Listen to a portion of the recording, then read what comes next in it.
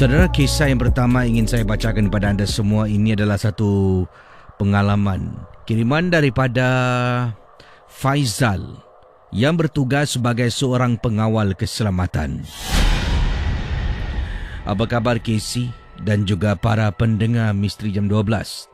Nama saya Faizal. Saya bertugas menjaga sebuah factory sebagai seorang pengawal keselamatan. Dan factory ini hanya beroperasi sampai pukul 10.30 malam.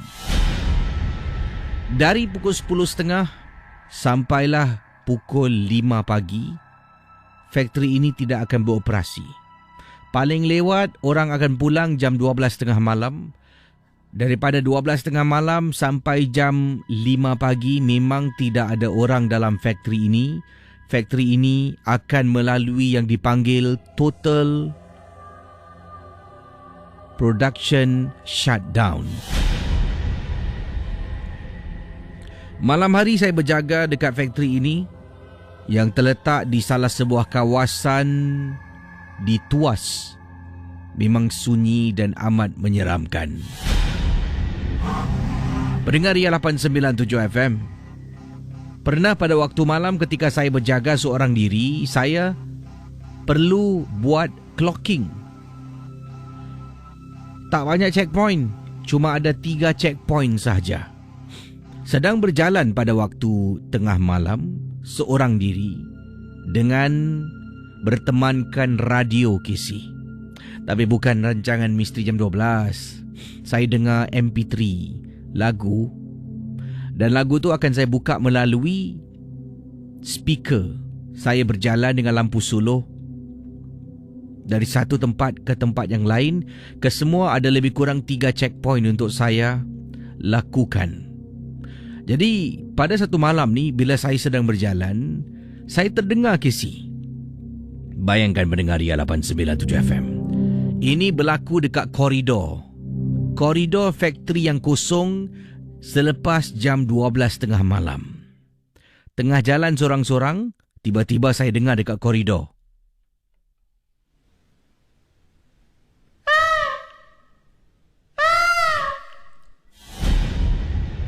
Hey, siapa tu? Jangan main-main eh. Factory dah tutup.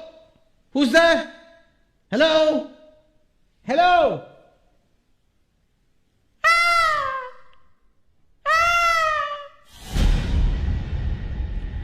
Pendengar Misteri Jam 12.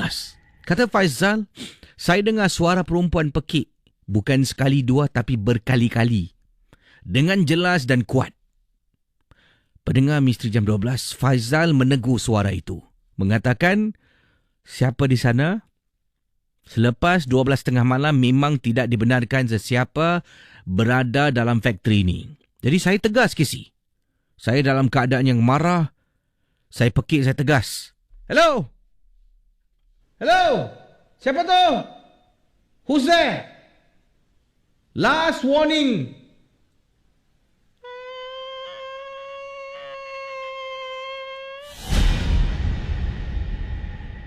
Pendengar Ria 897. Tiba-tiba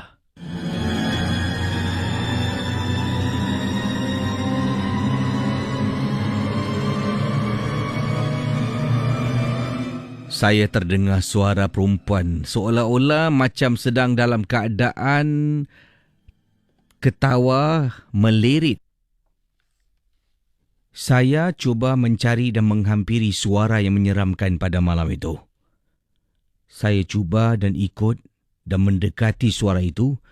Tiba-tiba Casey, saya dapat dengar di belakang saya seperti ada orang berjalan. Berjalan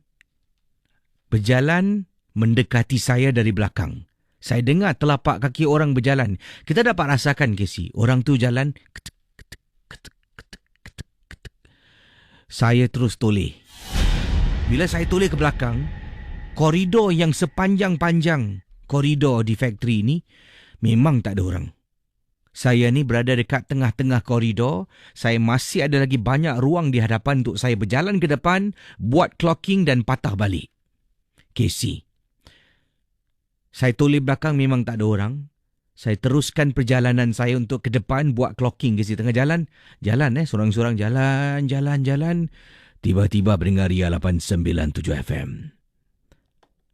Saya dengar sekali lagi telapak kaki orang berjalan di belakang saya sekali lagi.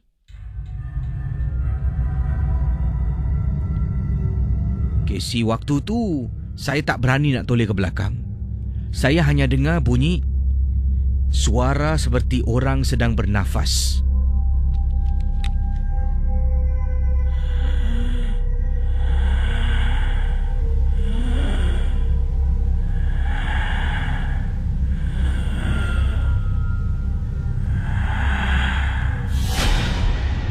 Pendengar Ria 897 FM.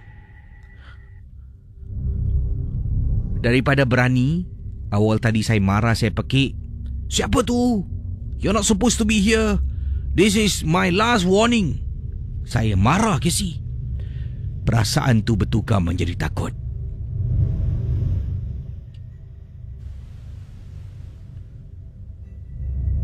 Tolong jangan kacau aku. Aku tak kacau kau. Aku tengah cari rezeki. Tolong jangan ganggu aku. Tolonglah, jangan ganggu aku.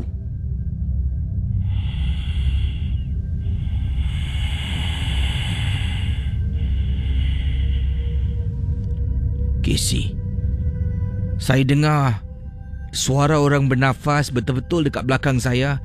Mungkin jarak dalam 5 meter, 10 meter. Macam gitu dekat lah, Casey. Saya cakap lagi, tapi suara tu tetap tak hilang dan saya tak berani nak toleh ke belakang. Saya hanya terus perlahan-lahan jalan ke depan, maju ke depan. Sampai dekat clocking point, saya keluarkan alat tu, saya tekan. Dan saya perlu toleh sebab saya nak pusing dan patah balik. Sebelum saya toleh, saya baca surah, Casey. Saya ingat lagi kata Faizal. Bismillahirrahmanirrahim.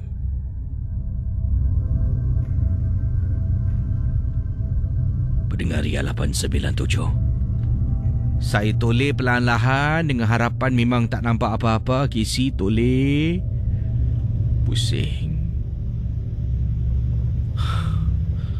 Belakang saya tak ada orang pun.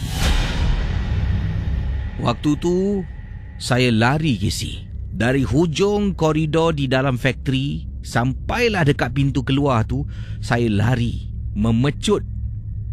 Begitu laju saya lari.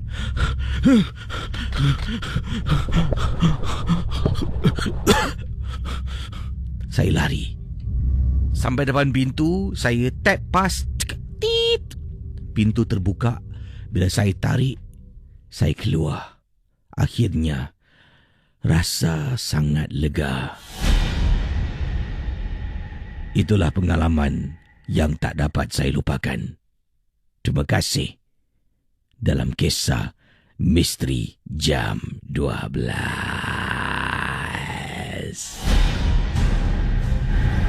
Kisah-kisah yang anda dengar merupakan misteri Jam 12. Tidak ada sebarang bukti yang boleh mengesahkan kebenarannya.